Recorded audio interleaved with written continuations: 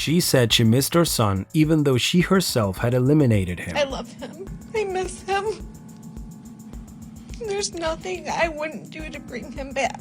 However, remorse only came when an audio tape of little AJ revealed the terrible end that was coming for him.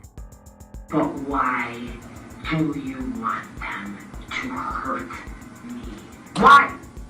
So I don't ever see you again. JoAnn Cunningham appeared to be a desperate mother when she reported her son missing.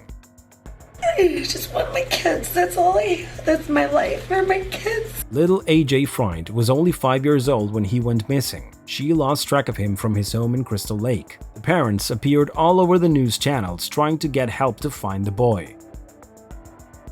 Please come home. Please come home. Okay, so you're cooperating with the police? I'm sorry? Obviously you're cooperating with the police, trying to do everything you can, or what would you say about your efforts to find your son? We're just extremely worried. If anybody knows anything about where Andrew Jr. is, please contact the Crystal Lake Police Department.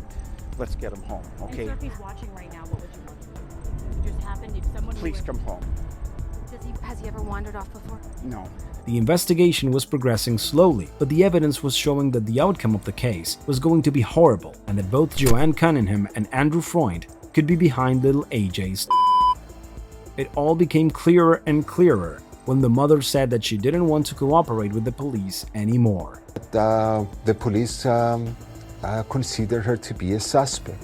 Based on that, I advised Min Cunningham to remain silent at that point. The docs that became part of the investigation only found the child's scent in her house, so little by little, the brutal was being clarified. Until April 24th, 2019, when everything was discovered. It is with heavy heart that the Crystal Lake Police Department reports that we've located what we believe to be the body of Andrew A.J. Freund earlier this morning. During the overnight hours, investigators with the Crystal Lake Police Department and the FBI interviewed both the mother, JoAnn Cunningham, and the father, Andrew Freund Sr., after information was obtained through a forensic analysis of cell phone data. Once presented with the evidence obtained by investigators, both JoAnn and Andrew Sr. provided information that ultimately led to the recovery, what we believe is the recovery, of deceased subject AJ. Investigators located what they believe to be AJ's body, buried in a shallow grave wrapped in plastic in a remote area of Woodstock, Illinois. The brutal discovery served to understand all the abuses that the little boy experienced on a daily basis. His parents kept him in deplorable conditions. They beat him incessantly and subjected him to terrible torture. I heard the little boy crying that he was cold, which was an absolute horrific sound when you're walking your dog, and I knew at that point that things were going not good over there. It was just a lot of, blank blank you and blank blank you. I could hear things slamming, I could hear all kinds of stuff. And at that point, you don't know people, you don't know if they have a weapon. I would have loved to have gone to the door and said, I'm taking your boys out of the car. But I was afraid also I wanted to get the police over right away. The evidence that the police found would corroborate the neighbor's story that AJ was living in deplorable conditions, and during the trial, it would become clear that he just wanted to escape from there to get away from his abusive parents. Why do you want them to hurt me? Why? So I don't ever see you again. I just don't want a family. Those words from the boy would be the trigger for his condemnation, but the straw that broke the camel's back was that he peed his pants, and both JoAnn and Andrew Sr. decided to throw him in a shower with cold water for 20 minutes, and then spank him while he was still freezing cold.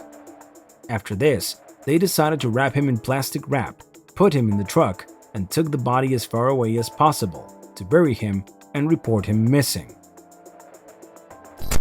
Based on the current information and evidence, both JoAnn Cunningham and Andrew Freund are being charged with the death and disappearance of AJ. Both are in police custody at this time.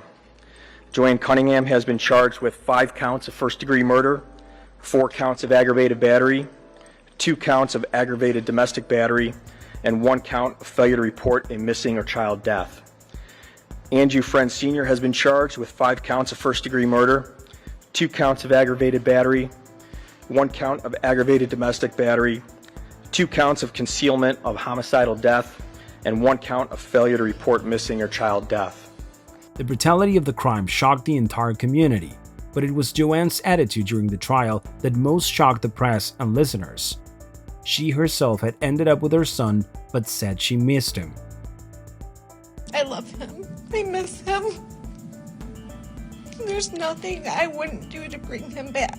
My heart and my mind are consumed with despair, pain, sadness, grief, unceasing anguish, and extreme remorse. Of course, as remorseful as she feels, what she did with little AJ isn't forgivable at all.